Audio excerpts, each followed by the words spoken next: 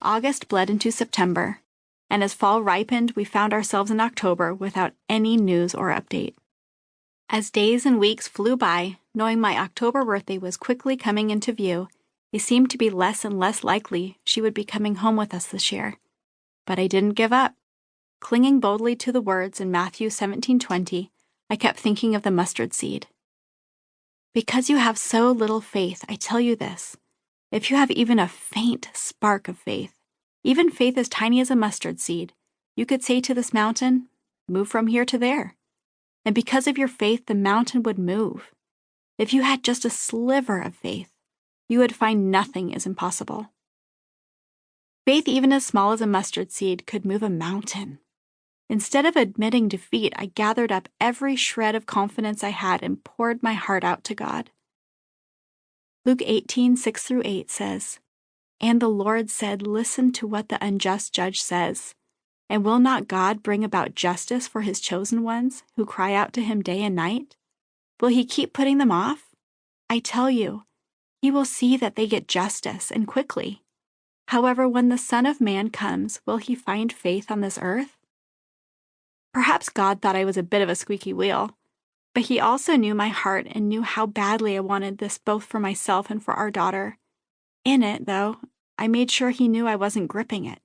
I wasn't holding my wish and prayer so tightly that I'd completely come unglued if he didn't answer in the way I wanted. This was his little girl, and he knew what was best for her, for me, for Ben, and for our little boys who would soon have a baby sister. I pretended I was a modern-day character in the persistent widow allegory from Luke 18, which illustrates the important lesson of praying without ceasing. Luke 18:1-5 says, "Then Jesus told his disciples a parable to show them that they should always pray and not give up. He said, 'In a certain town there was a judge who neither feared God nor cared what people thought. And there was a widow in that town who kept coming to him with the plea, "Grant me justice against my adversary."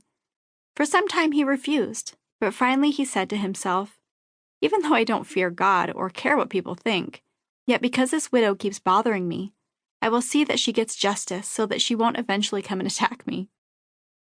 I understand that sometimes God doesn't answer in the way we desire.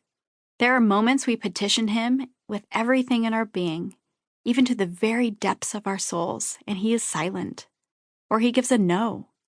I don't know why some requests are answered and some are not.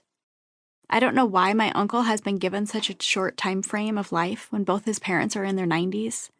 Though they are alive, their minds are lost and confused.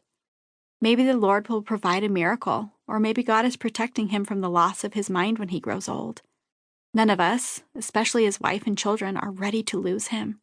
None of us will give up praying daily for a miracle. But perhaps the Lord is ready for him to be home in heaven, so he can welcome each of us into the gates of eternity when we walk through them. Maybe he's just the lucky one who gets there first. None of these thoughts mean for 1 second that we should put the brakes on how often or how intensely we approach the throne of God. It is with confidence and the belief that he will give us all we ask that we continue with a spirit of tenacity, because nothing is impossible for him. Absolutely nothing. During the months it took for us to bring home our baby girl, we pondered and prayed and searched for the perfect name for her. She had a name already, of course, but no one knew who had given it to her, so it held no real significance. We wanted something that held the beauty of her Ethiopian heritage without being difficult to say or spell. After weeks and months of scouring Ethiopian history and reading baby name book after baby name book, my eyes fell on the name Imani, meaning faith. So many hopes and fears and aspirations for our tiny daughter were wrapped up perfectly with the assurance of faith as the cornerstone. When the wait felt too long and too much to bear, I started a journal for her. Part conversation, part pouring out my heart. I wrote letters to her and prayers that I wanted to be blanketed over her.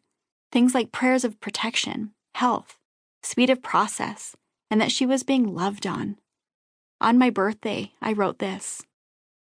October 29, 2010. Imani, I am sitting at my gate at the airport, headed to meet you. I am completely freaking out and haven't been able to sleep in days. And today is my birthday. This is the best gift in the entire world.